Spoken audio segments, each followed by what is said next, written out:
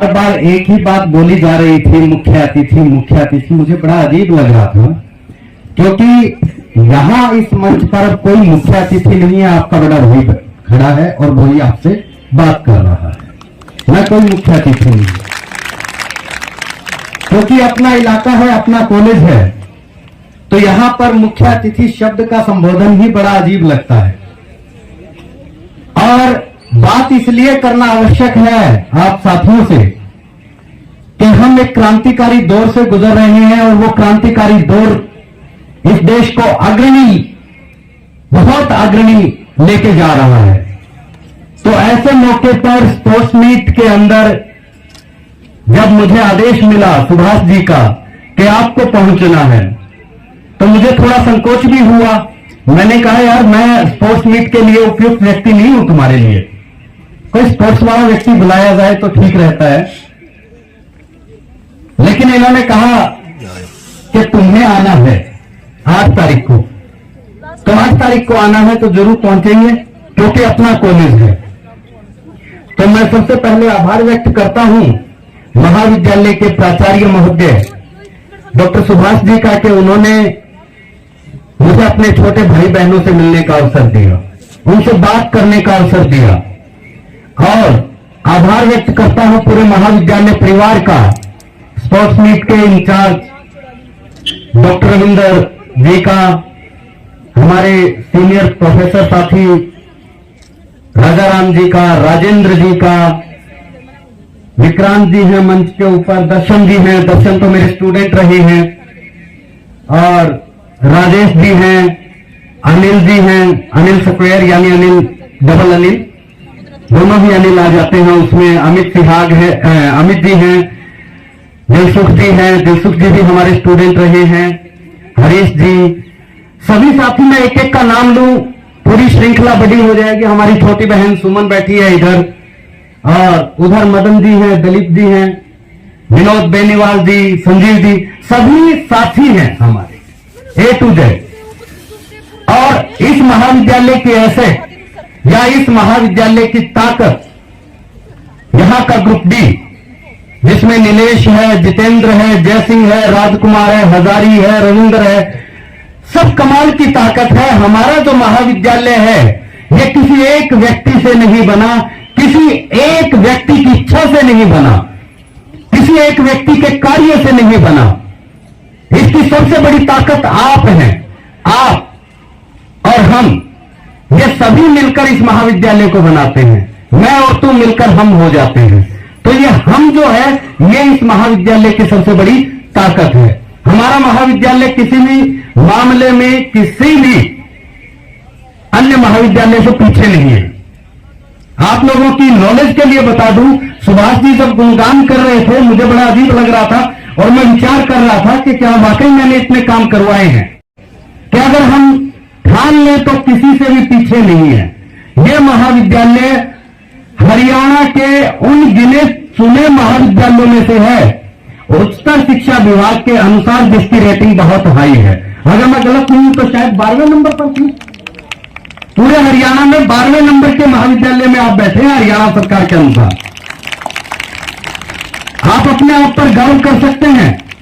और इस महाविद्यालय के अंदर, इस महाविद्यालय में बहुत अच्छे अधिकारी पैदा किए हैं। ये जो कमरे हैं ये साधारण कमरे नहीं है, अति साधारण कमरे हैं। आप कहेंगे कि जी सदुपयोग करें या दुरुपयोग, ये आपके ऊपर है। क्योंकि जो बच्चे हंस रहे हैं पीछे 2-4, मुझे पता है कि वो किस मामले में और कहां हंस रहे होंगे। जरूर ये दुरुपयोग का मामला रहा होगा। अगर सदुपयोग करते तो अपने आप पर गर्व महसूस करते। इस बात को महसूस कीजिएगा। इसी महाविद्यालय ने कई प्रोफेसर दिए हैं जो आज हरियाणा में अलग अलग जगह कार्य कर रहे हैं। इसी महाविद्यालय ने तहसीलदार भी दिए हैं, इसी महाविद्यालय ने टीचर्स भी दिए हैं। और अगर आप नशे से दूर रहें तो आप सब कुछ कर सकते हैं। सुभाष जी ने जो बात कही थी, प्यारे बच्चों, अभी हम जीवन के बहुत ही स्वर्णिम काल से गुजर रहे हैं। आप लोग उम्र के जिस दौर में हैं, इस दौर के अंदर हम लोगों को नशा बहुत आकर्षित करता है, हम लोगों को हर बुराई आकर्षित करती है। लेकिन आप मात्र 20 साल के बाद 2 पीढ़ियों से मिलने वाले हैं, और दोनों पीढ़ियों से आंख से आंख मिला के आपको बात करनी ही होगी। एक पीढ़ी होगी आपके मां बाप जो बुढ़ापे की ओर अग्रसर हो रहे होंगे, और दूसरी पीढ़ी होगी आपका अपना बच्चा, बेटा या बेटी, उससे भी मिलेंगे आप, और वो युवा अवस्था में कदम रख रहा होगा। उस वक्त वो युवा अवस्था में क्या कार्य करेगा, वो किस तरफ जाएगा, किस दिशा में जाएगा, वो जो उम्मीदें आपको अपने बच्चे से रखनी है, आज वो आपको अपने आप से भी रखनी होगी। अगर अपना भविष्य बनाना है तो आप ये सोच कर चलिए कि अगर आप अपने बच्चे से जब मिलोगे और बच्चा जो है आपसे कहेगा कि फादर मेरी फी दे दीजिए, और आप उस वक्त चिट्टे जैसे नशे की हालत में होंगे और पता लगेगा कि आपने अपनी जवानी को चिट्टे में खो दिया, आपने अपनी जवानी को सिगरेट और शराब में खो दिया, तो आप उनसे कैसे आंख से आंख मिला के बात करेंगे? ये विचार करना होगा आपको, और ये विचार इसी उम्र में करना होगा। अगर आप अभी नहीं सुधरे, क्योंकि देखिए जब सामने बैठी हुई लाइनों को मैं देख रहा हूं तो हमारे यहां बेटियों की संख्या ज्यादा है, बेटों की संख्या कम है। और इस कॉलेज के जब आंकड़ों की बात करते हैं हम, तो कॉलेज के अंदर जितने एडमिशन हुए हैं उनमें बेटियों की संख्या ज्यादा है, बेटों की संख्या कम है।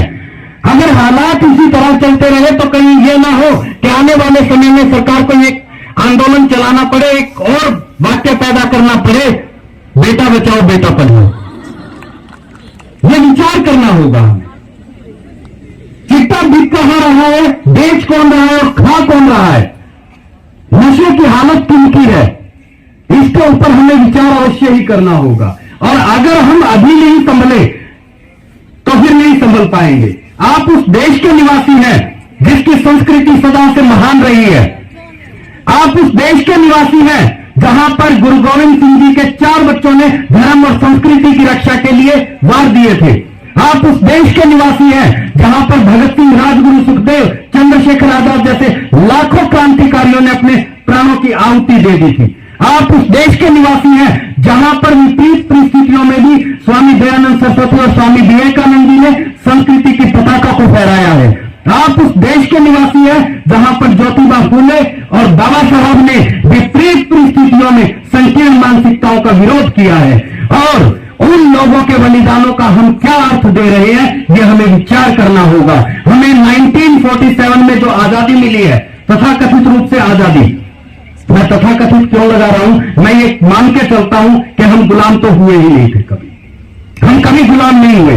गुलामी वो होती है जिसको स्वीकार कर लिया जाए। हमारे लोगों ने कभी गुलामी को स्वीकार नहीं किया। हजारों साल की दास्ता को देखिए, हजारों साल के त्याग को देखिए, आप महसूस करेंगे कि कब गजनी गोरी आया था, कब से विदेशी आक्रामकता हमारे यहां आक्रमण करते आ रहे थे। हमारे लोगों ने उनको स्वीकार नहीं किया, हमेशा उनका विरोध किया और विरोध करते रहे और उनको बाहर खदेड़ के ही 47 में विदेशियों को हमने बाहर खदेड़ दिया।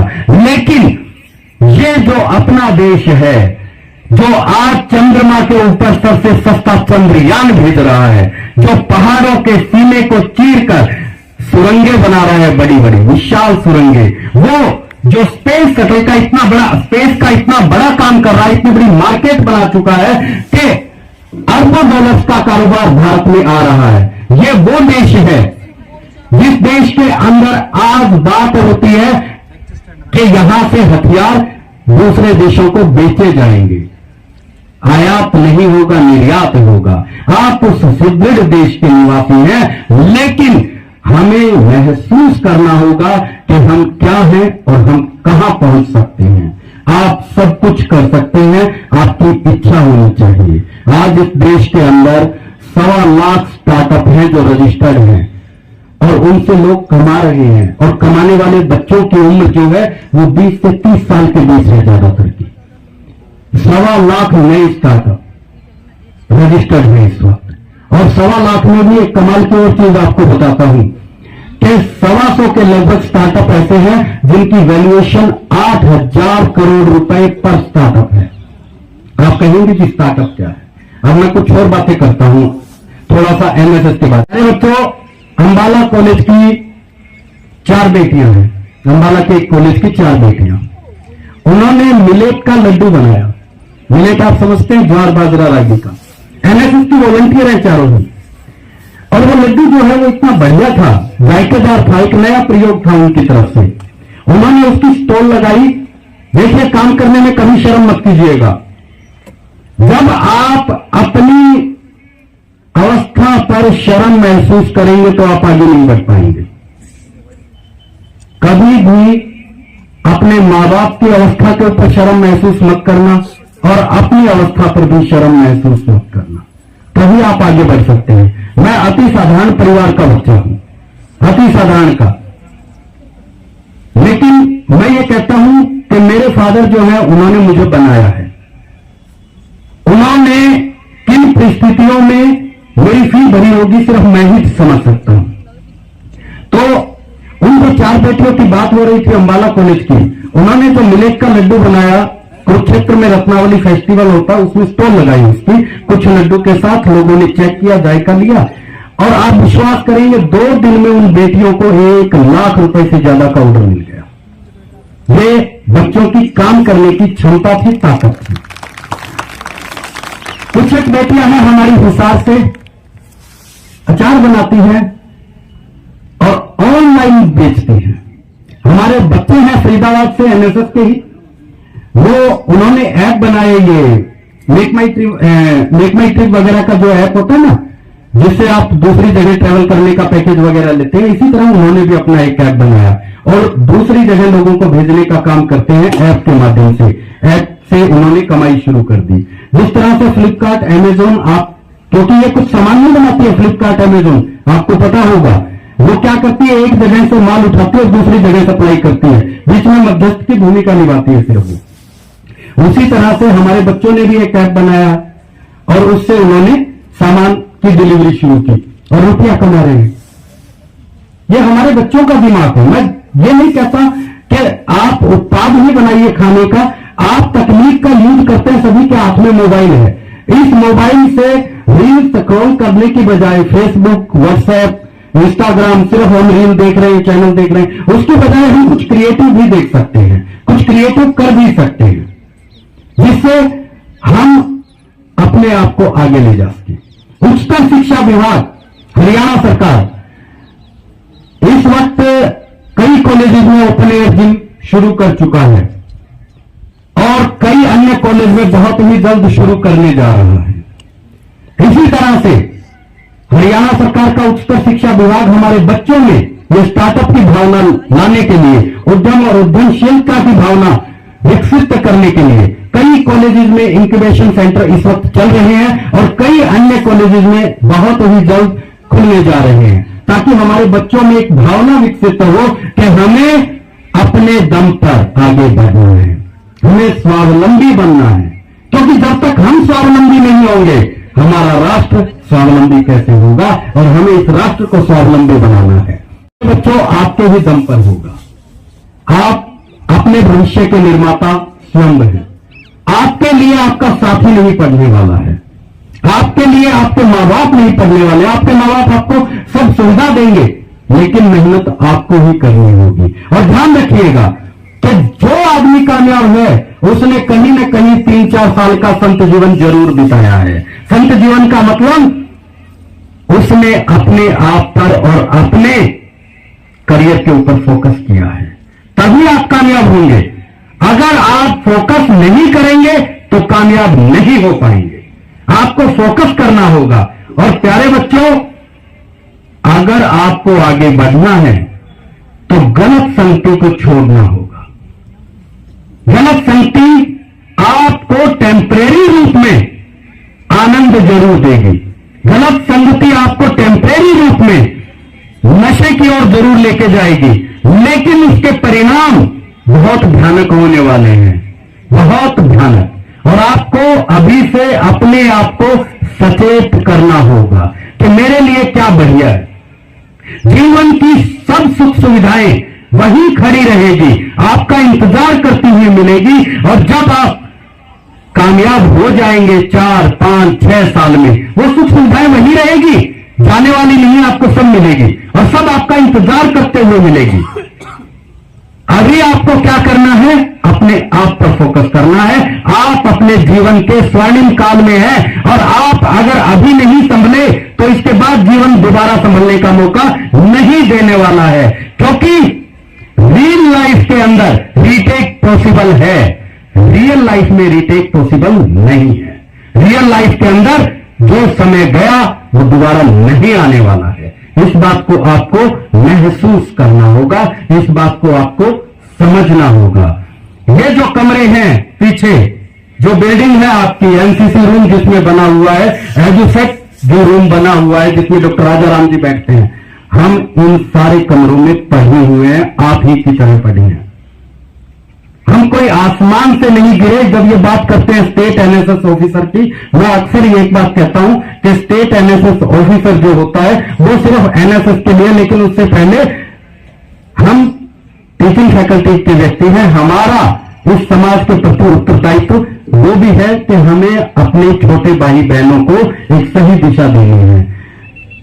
BA1 में एडमिशन ले लिया, जाते ही 2-4 साथी मिल गए, और साथी भी कौन से मिले? बढ़िया वाले।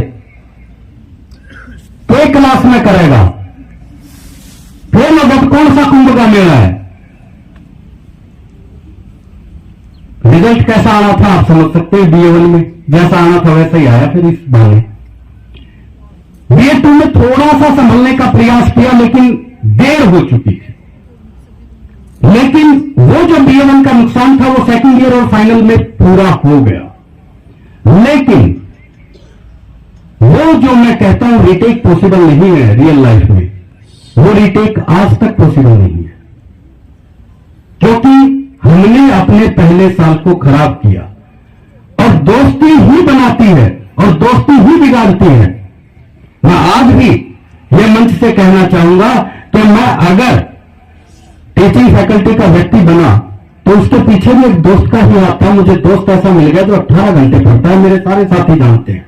विष्णु भगवान CDLU में प्रोफेसर है। मैं सारा क्रेडिट अक्सर उसी को देता हूं कि भैया पढ़ने वाला दोस्त मिल गया तो पढ़ाई कर ली, अदरवाइज क्या हाल होना था हम भी समझ सकते हैं। ये चीज आपको भी देखनी है कि आपका जो दोस्त है वो आपको कहीं अस्थायी आनंद के लिए आपका पूरा भविष्य तो दांव पर नहीं लगा रहा है, चौपट तो नहीं कर रहा है। आपको मंथन करना होगा। और प्यारे बच्चों, एक बात और कह देता हूं कि दोस्ती जो है ना, दोस्त आपका सबसे बड़ा दुश्मन भी होता है। कैसे? गलत संगति कौन सिखाता है? सबसे पहला ये सारे बच्चे जानते होंगे। अरे भैया जानो, हो जो नाजी कह रहे हैं इसका मतलब वो बहुत सही रास्ते पर है, और जो कह रहे हैं हाजी इसका मतलब उनको पता है कि उनके साथ कौन खिलवाड़ कर रहा है। अपनी दोस्ती का चयन बहुत सोच समझ के कीजिएगा। आपको बहुत ही जल्द, मात्र 15-20 साल में, फिर से वही बात कह रहा हूं, 2 पीढ़ियों से आंखें मिलानी है। और दोनों पीढ़ियों से आपको जब आंखें मिलाने का अवसर मिले तो आप आत्मविश्वास के साथ आंखें मिला सके, आप अपने आप पर गर्व करके आंखें मिला सके, आप इस मजबूती के साथ आंख मिला सके कि आपके मां बाप ने जो आपको पढ़ने का अवसर दिया उसका आपने 100% फायदा उठाया, और 100% फायदा उठा के 100% आपने परिणाम भी दिया है। ये आपको भी करना होगा। ये तालियां इस बात की तो नहीं बज रही, बहुत देर हो गई है। वो अपनी लाइन शुरू की, दीवार की तरफ देखा, दीवार के ऊपर झरोखे की तरफ देखा और बोला ये जो चिलमन है, इस चिलमन से कभी हम झांके कभी वो झांके। ये जो चिलमन है, इस चिलमन से कभी हम झांके कभी वो झांके। ये जो चिलमन है, इस चिलमन से कभी हम झांके कभी वो झांके। कई दिनों बाद श्रोता मिले, सुनानी है पूरी बात, 2-3 मिनट 2-3 सेकंड गुजरी, फिर से देखा और बोला ये जो चिलमन है, इस चिलमन से कभी हम झांके कभी वो झांके। ये जो चिलमन है, इस चिलमन से कभी हम झांके कभी वो झांके। नीचे से राजाराम जी ने आवाज लगाई, आग लगा दो चिलमन को, न तुम झांको न वो झांके। तो अपने को ये चिलमन बनाना है, ये राष्ट्र किसका है? हमारा है। इस राष्ट्र का प्रहरी कौन है? हम हैं। इस राष्ट्र को आगे ले जाने का कार्य कौन करेगा? हम करेंगे। आज भारत के अंदर जितनी खेल प्रतियोगिताएं हो रही है उनमें शानदार रिजल्ट आ रहे हैं। भारत के अंदर खेलों का वजूद बढ़ता जा रहा है। खेल जिंदगी है। खेल आपको प्रसिद्धि और मनी तक ले जाने का सबसे आसान लेकिन सबसे मुश्किल रास्ता है। आपको महसूस करना है, आपको जीना है खेल को। अगर खेल को आपने जीना शुरू कर दिया तो डेफिनेटली आप बहुत आगे जाएंगे। एक बार पुनः यहां मुझे आपसे मिलने का अवसर देने के लिए मैं बहुत बहुत आभारी हूं। इस पूरे महाविद्यालय परिवार का, सभी मंचासीन महाविद्यालय